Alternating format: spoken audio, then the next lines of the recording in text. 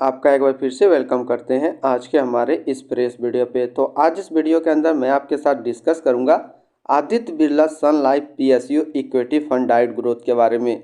इसमें हम लोग डिस्कस करेंगे कि ये जो म्यूचुअल फंड है इसने पिछले 1 साल, 3 साल या फिर एनुअल रिटर्न क्या दिया है, आज के डेट में इसका एक एनएवी का प्राइस क्या है, ये कितने स्टार रेटिंग म्यूचुअल फंड है, इसमें मिनिमम एसआईपी अमाउंट आप क्या लगा सकते हैं और इसके फंड साइज क्या है, और देखेंगे इसका जो पिछला जो रिटर्न था 1 साल, 3 साल, 5 साल या फिर एनुअल क्या है और इसके अंदर कौन कौन सा स्टॉक लिस्टेड है।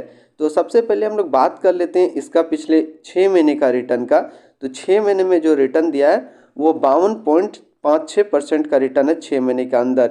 1 साल के रिटर्न की बात कर लेते हैं तो 1 साल का जो रिटर्न है वो 62.65 का रिटर्न है, और 3 साल का रिटर्न की बात कर लेते हैं तो 3 साल में जो रिटर्न है वो 43.35% का रिटर्न है, और एनुअल रिटर्न की बात कर लेते हैं तो एनुअल रिटर्न है 31.29% का एनुअल रिटर्न है। अब हम लोग एनएवी देखते हैं तो आज के डेट में इसका एक एनएवी का प्राइस है 29.78 रुपये। रेटिंग की बात करते हैं तो इसको अभी किसी प्रकार का रेटिंग नहीं मिला हुआ है। इसमें मिनिमम एसआईपी अमाउंट आप 500 लगा सकते हैं। इसका जो फंड साइज है वो है 1488 करोड़ का। अब हम लोग रिटर्न कैलकुलेटर देखते हैं। रिटर्न कैलकुलेटर में देखेंगे कि यदि आप 5,000 रुपया पर मंथ सेविंग कर रहे हैं तो पिछले 6 महीने, 1 साल और 3 साल के अंदर क्या रिटर्न था। तो यदि आप 5,000 रुपया का मंथ जमा करते हैं तो 6 महीने में जो आपका पैसा जमा होता वो जमा होता 30,000 रुपया, आपको मिलता 36,855 रुपया। 1 साल की बात कर लेते हैं तो 1 साल में जो आपका पैसा जमा होता वो जमा होता 60,000 रुपया, आपको मिलता 84,056 रुपया। और 3 साल की बात कर लेते हैं तो 3 साल में जो आपका पैसा जमा होता वो जमा होता 1,80,000 रुपया, आपको मिलता 3,34,065 रुपया।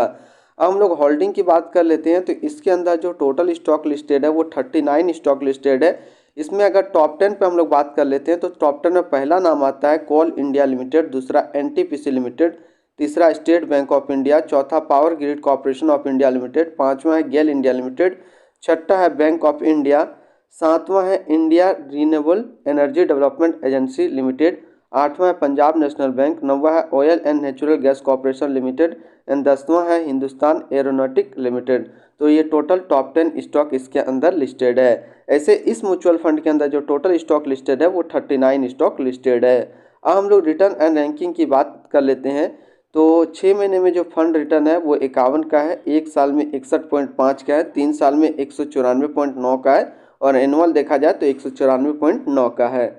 वहीं पे इस कैटेगरी का जो एवरेज रिटर्न रहता है 1 साल में 59.2 रहता है और 3 साल में 178.3 रहता है।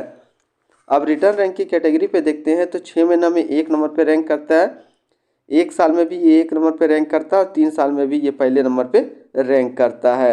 अब हम लोग इसी के आसपास यदि सिमिलर फंड्स की बात कर लेते हैं तो इसके आसपास जो सिमिलर फंड्स है वो है क्वांट इंफ्रास्ट्रक्चर फंड डाइट growth, Kotak infrastructure and economic reform fund डाइट growth, SBI conversion opportunity fund डाइट growth, Sundaram financial service opportunity fund डाइट growth, SBI health care opportunity fund diet plan growth. तो इसके आसपास इतने सारे इसके सिमिलर फंड्स है। अब हम लोग इसकी एक्सपेंसिव रेशियो और एग्जिट लोड की बात कर लेते हैं तो इसका जो एक्सपेंसिव रेशियो है वो है 0.69% का, और एग्जिट लोड की बात कर लेते हैं यदि आप 30 दिनों के अंदर अपना पैसा रिडीम कर लेते हैं तो 1% का एग्जिट लोड यहाँ पे देना होगा। और स्टैम्प ड्यूटी की बात कर लेते हैं तो स्टैम्प ड्यूटी है 0.005%।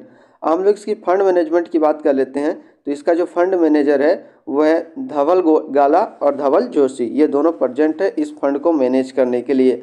अब हम लोग अदर प्लान इसी टाइप के सेम फंड में देखते हैं तो वो है Aditya Birla Sun Life PSU equity fund डाइट IDCW। तो आज इस वीडियो के अंदर मैंने आपके साथ डिस्कस किया Aditya Birla Sun Life PSU equity fund डाइट ग्रोथ के बारे में। फिर मिलते हैं हम लोग नेक्स्ट कोई इस तरीके का वीडियो की अच्छी जानकारी को लेकर के।